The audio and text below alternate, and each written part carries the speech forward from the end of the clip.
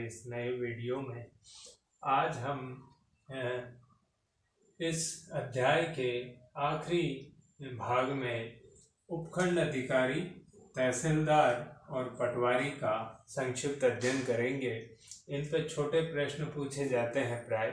तो देखिए, उपखंड अधिकारी जो होता है, जैसा मैंने पहले बताया, एक जिले को विभिन्न उपखंडों में बांटा जाता है, कुछ भागों में बांटा जाता है, और उसका जो सर्वोच्च प्रशासनिक अधिकारी होता है उसे उपखंड अधिकारी कहा जाता है। उपखंड अधिकारी उपखंड में एक प्रकार से जिला कलेक्टर की पोजीशन के सदृश होता है। इसे कई जगह उप जिला कलेक्टर भी कहा जाता है। तो इसके कार्यों की बात करें तो वही लगभग कार्य नजर आएंगे आपको। भू राजस्व अधिकारी के रूप में, फिर उपखंड उपदंड नायक के रूप में, यानी सब मजिस्ट्रेट के रूप में, और कुछ न्यायिक इसकी शक्तियां हैं वो, और प्रशासनिक अधिकारी जैसा जिला कलेक्टर के कार्य हैं। तो पहले देखें भू राजस्व अधिकारी के रूप में, तो जो भूमि के नक्शे हैं वो तैयार करवाना, भूमि के अभिलेख रिकॉर्ड रखना, पटवार और तहसील जो उसके अंडर में आते हैं उनका निरीक्षण करना, उस उपखंड में किसी प्रकार का अतिक्रमण हो रखा है तो उसको रोकना, भूमि सुधारों को अपने उपखंड में लागू करना, फसल की सांख्यिकी जैसे जिला कलेक्टर भी करता है इसी कार्य को, राजस्व वसूली में तहसीलदार और पटवारी जो होते हैं उस क्षेत्र के, उनका निर्देशन करना। फिर है उपदंड नायक के रूप में, जैसे जिला कलेक्टर का कार्य है, दायित्व है कि अपने जिले में कानून और व्यवस्था बनाए रखे, वैसे ही इसको उपखंड में कानून और व्यवस्था बनाए रखनी होती है। धारा 144 ये लागू कर सकता है जब अशांति की स्थिति हो या उत्पन्न होने का संदेह हो।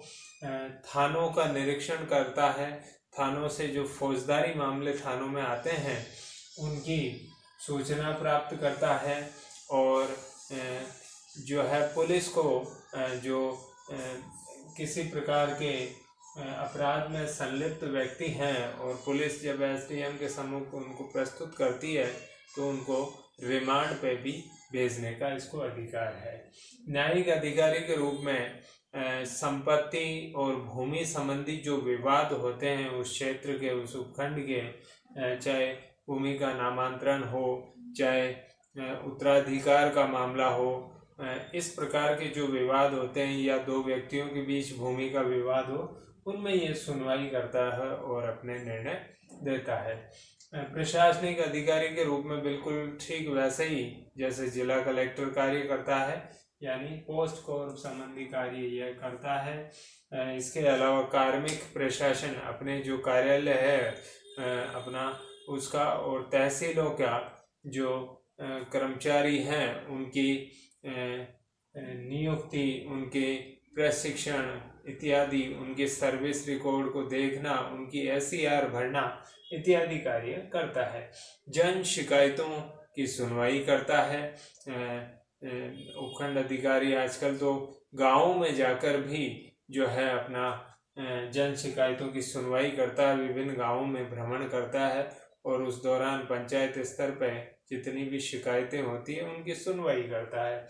चुनाव और जनगणना के कार्य अपने उपखंड में करवाता है। उचित मूल्य की दुकानें, जो राशन की दुकानें हैं, उनका अलॉटमेंट करना और उनका निरीक्षण करना भी इसका एक प्रमुख दायित्व है। उसके बाद आता है तहसीलदार। तहसीलदार जो है तहसील में राजस्व का एक बड़ा अधिकारी है और उसे कार्यपालक मजिस्ट्रेट की शक्तियां भी दी जाती है। तो भू राजस्व अधिकारी के रूप में जमीन से संबंधित, जो भूमि से संबंधित कार्य है, चाहे उनके नक्शे हो, चाहे भूमि से संबंधित कोई विवाद हो, चाहे भूमि के अंतरण और उत्तराधिकार संबंधी मामले हो, उन सब में ये जो है एक प्रमुख अधिकारी के रूप में कार्य करता है। पटवार, अपने अधीन आने वाले पटवार गृह और जो सर्किल हैं जिनमें आपकी गिरदावर नियुक्त होते हैं, उनका निरीक्षण करना, उन पर नियंत्रण रखना। भूमि से संबंधित कुछ और मामले जैसे चरागाह या गोचर भूमि जो है उसका प्रबंध करना, भूमि पर, सरकारी भूमि पर किसी प्रकार का अतिक्रमण किया है किन्हीं व्यक्तियों ने, तो उस अतिक्रमण को हटवाना और उनके खिलाफ दंडात्मक कार्यवाही करना, भूमि के अभिलेख रखना और भू राजस्व की वसूली जो होती है उसका भी निर्देशन और नियंत्रण करता है। तो इस प्रकार से कुछ न्यायिक शक्तियां भी प्राप्त है, जिनमें 6 माह तक का जो सजा और 200 रुपये जुर्माना तक ये कर सकता है। तो इस प्रकार से तहसीलदार अपनी तहसील में भू राजस्व अधिकारी के रूप में और साथ ही साथ एक कार्यपालक मजिस्ट्रेट के रूप में कार्य करता है। पटवारी आप जानते हैं गांव का एक प्रमुख अधिकारी होता है। पटवार का जो पटवार सर्किल है उसमें भूमि के रिकॉर्ड रखता है, ग्रामीणों को भूमि के नक्शे प्रदान करता है, फसल की सांख्यिकी जो होती है वो फसल कितनी हुई है वर्ष में या एक विशेष सीजन में फसल कितनी हुई है, या फसल का जो खराबा हुआ है उसका जो है सांख्यिकी तैयार करता है। आपदाएं आ जाती है, बाढ़ हो या अकाल हो, उस दौरान राहत का कार्य करता है। गांव में उस सर्किल में विकास कार्यक्रमों का संचालन ये करता है, चुनाव के समय कार्य करता है, भूमि सुधारों को लागू करता है और भूमि का नाप करने का कार्य भी पटवारी द्वारा किया जाता है। इस प्रकार ये संक्षेप में आपको थोड़ा ध्यान में रखना है कि जिला कलेक्टर से नीचे का जो पद सोपान है उसमें उपखंड अधिकारी के कार्य अपने उपखंड में सदृश जिला कलेक्टर के रूप में ही वो कार्य करता है। तहसीलदार अपनी तहसील में भू राजस्व अधिकारी और कार्यपालक मजिस्ट्रेट, और पटवारी अपने ग्राम या सर्किल में, पटवार सर्किल में ये विभिन्न कार्य भूमि संबंधी खासतौर से भू राजस्व संबंधी कार्य करता है। इस प्रकार इस अध्याय में हम इतना ही लेंगे। अगले वीडियो में मिलते हैं एक नए अध्याय के साथ। तब तक धन्यवाद।